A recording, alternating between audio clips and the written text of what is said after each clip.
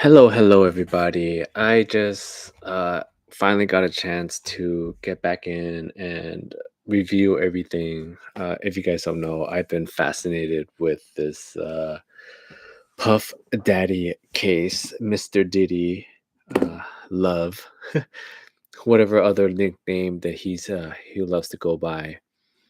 And we're on day 4 now of the trial, cross day. And I just want to go over kind of like a winners and losers of the day. And of course, because it's cross day, the defense has a chance to cross examine Cassie. Of course, they scored a lot of points. And the thing that I was saying throughout the first few days is when it comes to the defense side, they had a lot of to work with from her testimony that she gave earlier. There were a lot of holes. Um, and I thought the defense was gonna start harping more and more on kind of like showing that she's a willing participant. And I mean, they did kind of do that. They showed a bunch of text messages uh, that showed that basically she pursued some of the freak offs. I mean, I think they showed one that was like, oh, like Diddy was tired or he was sick or something, and he, you know, couldn't, um, like organize everything, and she took it upon herself to get everything done. Like get it set up. So I mean that doesn't look good. Um, I know they showed a bunch of text messages. All the reporters were saying that the text messages, the way that the defense did it, it made the jury kind of bored. So I could totally see that as well. I mean, because they're sitting there and a bunch of messages are coming out, and they're just like, oh, they're so over it. What else did I found that was very interesting today? Oh, this came out that I thought it was very interesting. It's that Cassie dated Kid Cudi for about a month or so, and during that time, I guess she was still seeing Diddy, and she was having freak offs with Diddy while she was dating Kid Cudi at the same time. And so that was very interesting. And the defense asked her about that, like, you're seeing Kid Cudi, Mr. Solo Dolo, Scott Miscati, and they're like, why are you still doing hanging out with like Puff Daddy doing these parties? And she just said, that's her job, that's my job, that's what she said, it's my job, and there's history there. So that was a really weird response. I don't know how to take that, because she did testify earlier that the freak offs became like a job to her. So, or I don't know, she could be implying that she's getting paid to set these up. That could be the case. We don't know. That was that very vague. But what else? What else was very interesting today that I thought uh, was very important? I know there's parts of the text message that I thought was very interesting. I know early on, they showed a bunch that were early on, they're showing how in love she was, and you think that was it. But then they showed one that was like from 2015, well within inside their relationship, near the end now.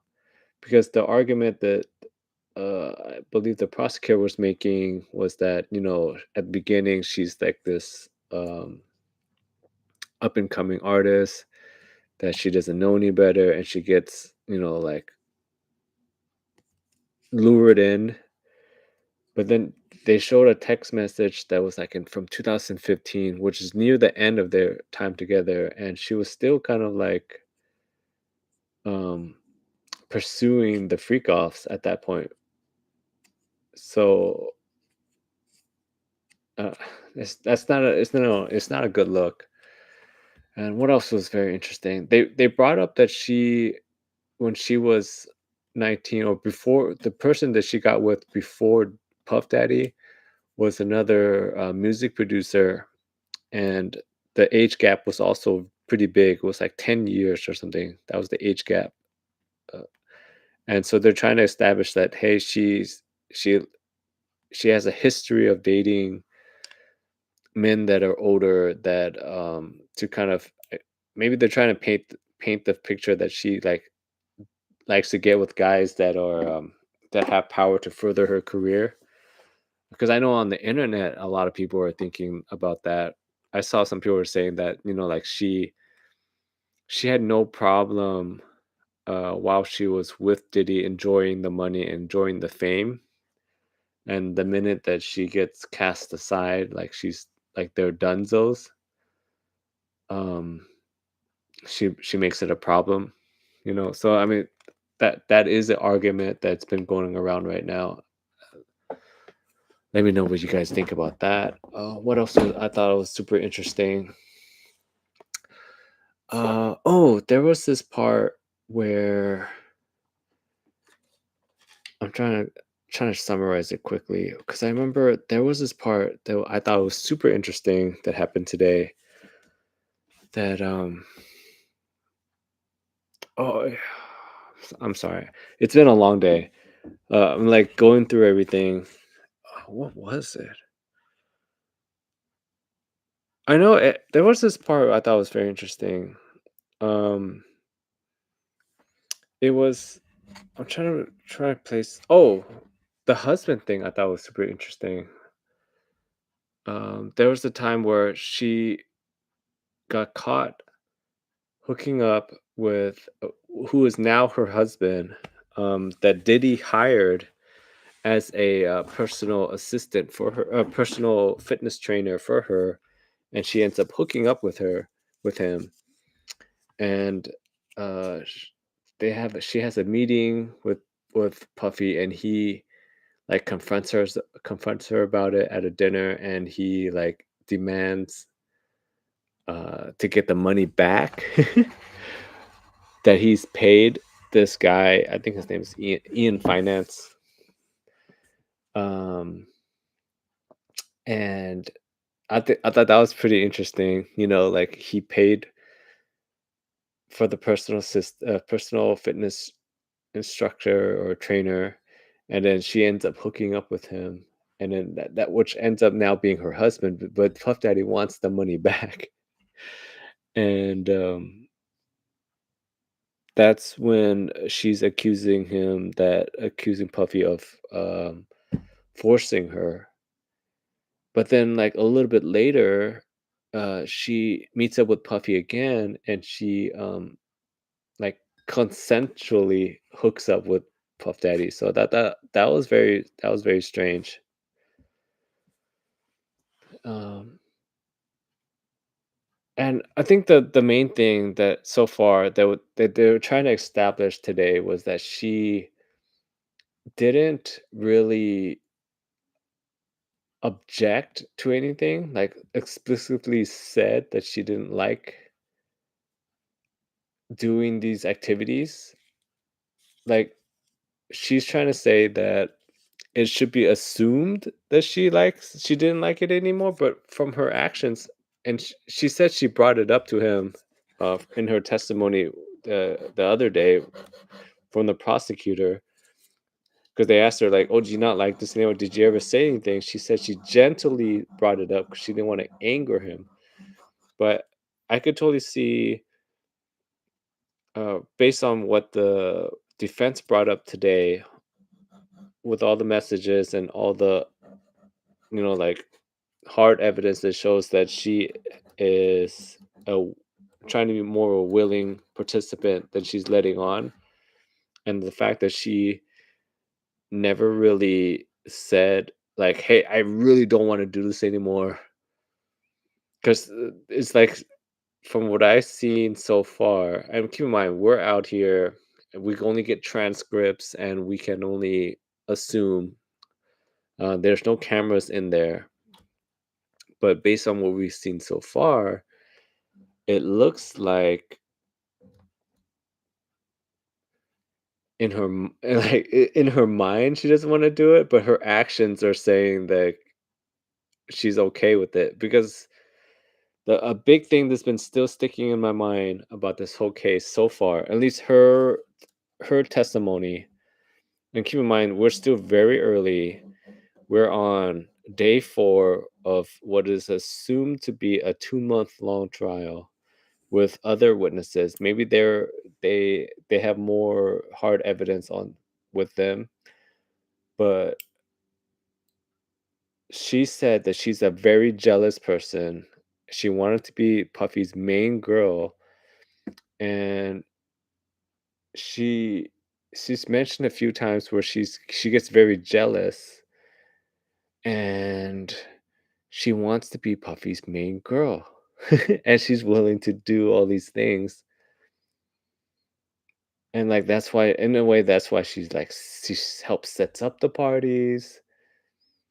Uh she says it's her job. Like this is what she does. And she said it yesterday, the day before, that if she didn't do this, she felt like she was going to get replaced.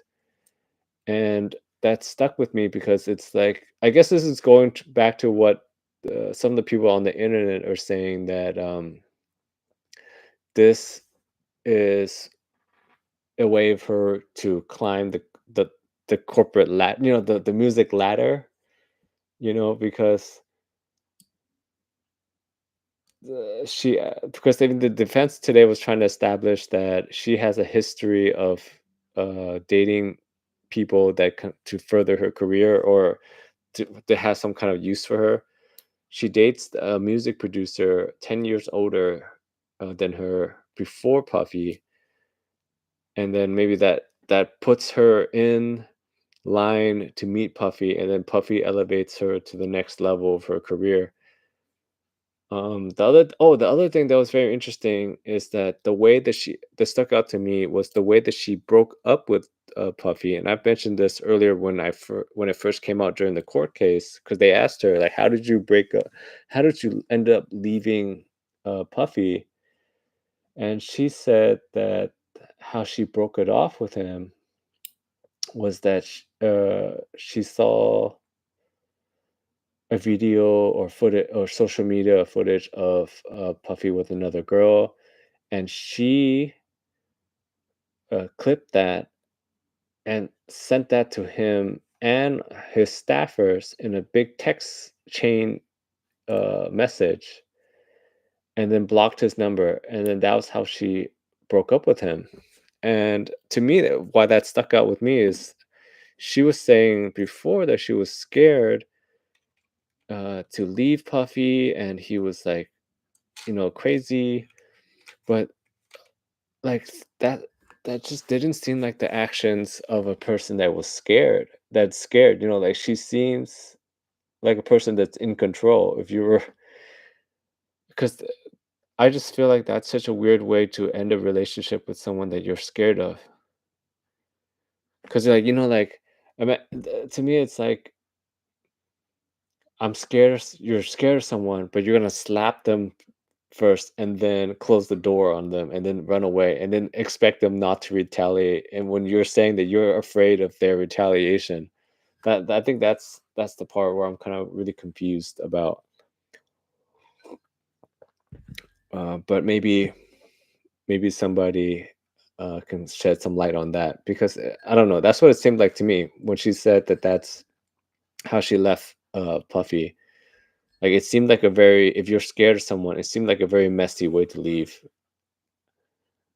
Like, if you're scared of someone and you're saying they have an anger problem, would you want to leave them on such a bad note like that for them to come find you? I think that's what's bothering me about that.